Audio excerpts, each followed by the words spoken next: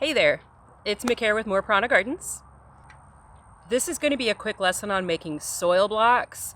I'm going to put chapters in this video, so if you want to work along with me, you'll be able to pause and skip back or skip forward or do whatever you need to do to stay with me, all right? We're going to learn some stuff today and it's going to be awesome. I really like using soil blocks because they cut down on plastic waste by a lot. They also make it really easy to see when your seedlings need water. They also allow me to start sensitive root plants like cilantro, cucumbers, and okra indoors or on a table instead of out in the ground where the hungry little garden friends can get to them. Okay, so the first thing you want to know is, what is a soil blocker?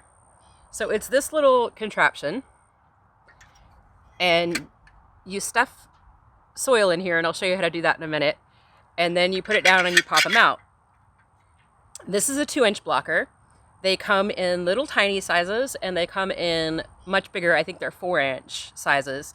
And some of these have like a really tall handle and a bunch of them, so you can do it standing up and all sorts of stuff. They compress the soil into a little self-contained block that you can actually pick up. Pretty cool, huh? And then it makes a little divot in the top, and you just plant into the divot. When it's time to pot them up to something larger, then you can just add some soil, drop your little plant in there, or you can do the same thing into the ground. Just make a little hole, drop your soil block in it. Don't swing it around too much when it's empty, and you're all set. You can clean this mess up now.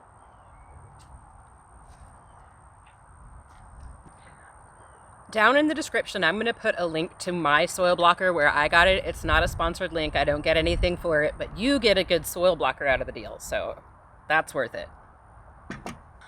So let's take a look at the supplies that you're going to need to make your soil blocks.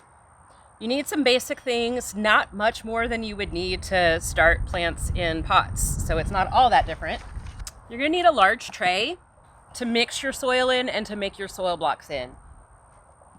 You can use a cat litter pan like that one, or a concrete mixing tub that has like the rounded sides is good.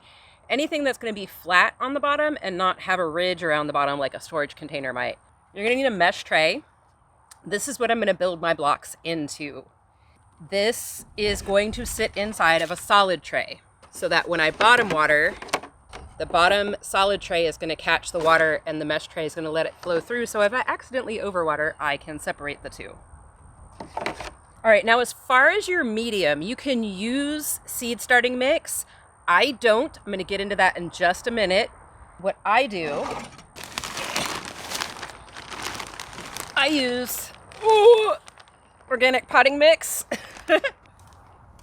And I combine that with cocoa coir that I've already broken down because it takes a while to break this stuff down. And I'll be adding in some vermicompost. Beautiful, delicious worm poo. Yay. I have my watering can so that I can add water. I have 1/3 compost tea and 2/3 water and a little bit of mycorrhizal fungi. If you want to use mycorrhizal fungi, it's a good idea. It is going to improve your nutrient uptake and your water regulation. So it's a really, really good idea to add a little bit of that in. And I'll put a link for that in the description as well. And then you will need your soil blocker. And as long as we're doing this, we may as well have some seeds.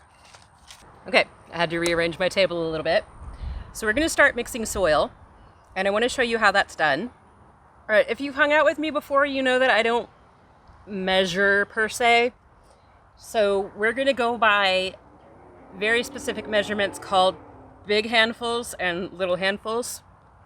So I'm going to start with my potting soil, and I am going to get 3 big handfuls. I'm calling this a big handful. 1, 2, and 3. Now I'm going to come in with 3 big handfuls of my already broken down cocoa coir. I'm going to make it 3 because it's harder to grab. So 1, 2, and 3. And then I'm going to go with a small handful of my vermicompost, which I am reaching into that bucket right now, and it's wet and it feels really gross, just so you know. So 1 small handful of vermicompost and a little baby worm. It's okay that that worm got in there. Probably won't chop him with the soil blocker. I've had them survive into my soil blocks before, and I mean, all they're gonna do in there is add nutrients, so it's not a big deal. I'm going to hand mix this, and I'm gonna be adding water gradually as I mix it, and I'm gonna give you a look at that. I just wanna get it incorporated well.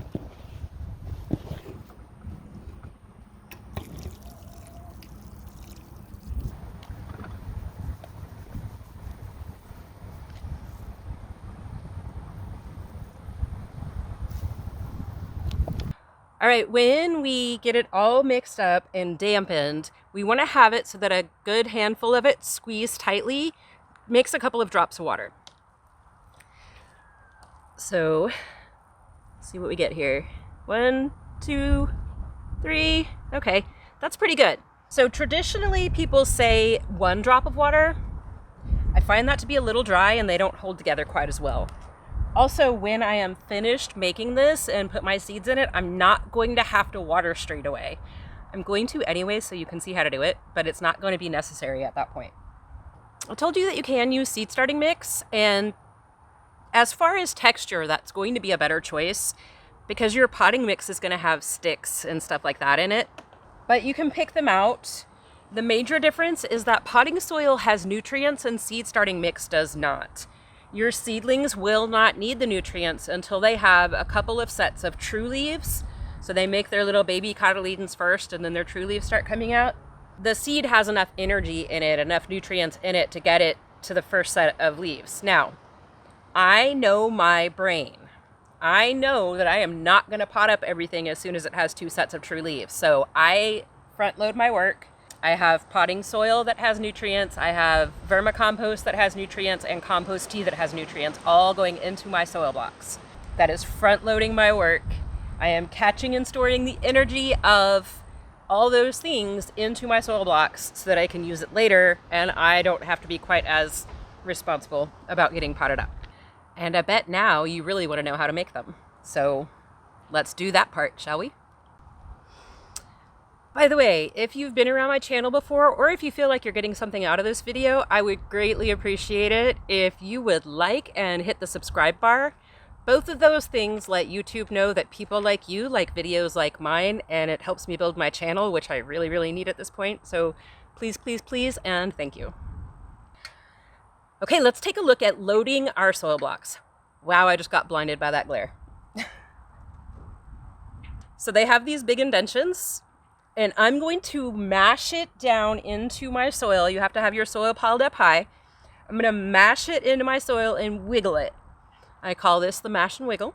It is very highly technical. All right, piled up high. Soil blocker. Press down. Mash and wiggle. Press hard. Now I'm going to tuck under the ends. And then I'm going to mash and wiggle again and shake the whole table again. I'm going to brush off the bottom and the sides. I'm going to check them all. Oh, those had a lot of room. So I'm going to mash and wiggle again, get some more soil in there.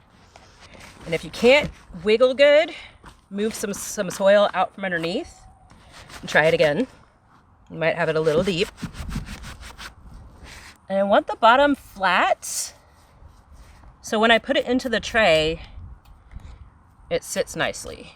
And I brush off the sides so it doesn't hurt the one next to it. And then I'm gonna pop it into my tray. Remember that the better you load your blocks, the better they're gonna hold together. And you're gonna be able to pick them up and not wave them around so they don't break on you. So let's talk about now how you get them into the tray. Remember I said to make the bottom nice and even and to wipe off the sides?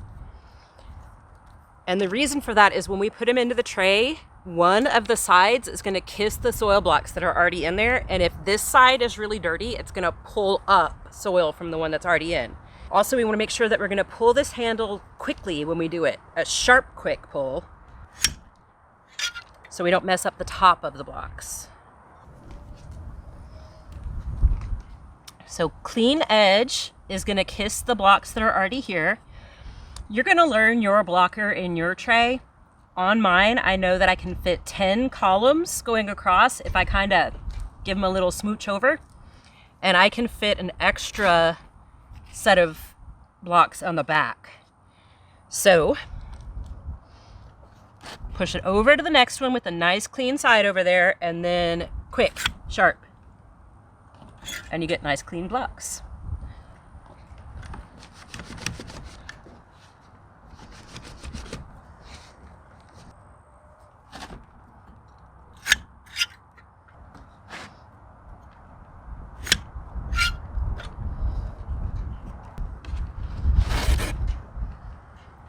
The worm made it through okay.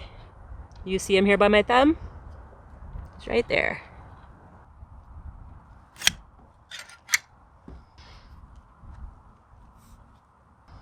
Okay, I told you I can fit extras. So what I do is make sure these are all smushed down toward this side of the tray, and then I'm gonna fit my soil blocker back here. And you can see what happens when it catches the edge of one right here. If that does happen, you just smush it back down.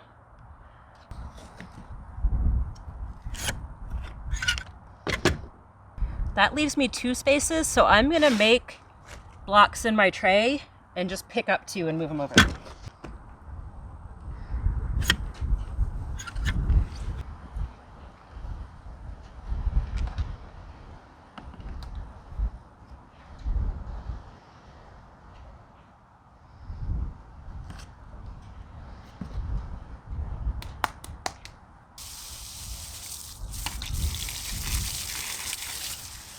From here, we just have 2 important steps left, and they're pretty quick. The first one of those is going to be to clean your soil blocker. This is a little bit of an investment. Compared to buying plastic pots every couple years, not so much. But we do want to keep it tidy and safe and dry and clean. So we're just going to rinse it off with the hose. And it's going to splash on you. Make sure you get the inside too.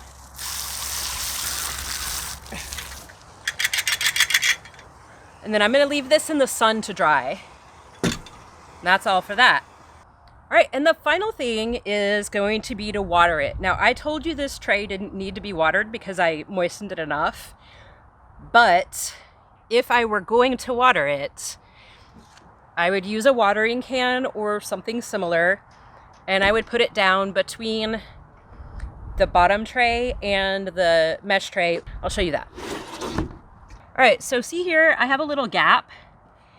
And if I was using my other watering can that has a sharp point on it, I could just tuck that little point down in here and put water in.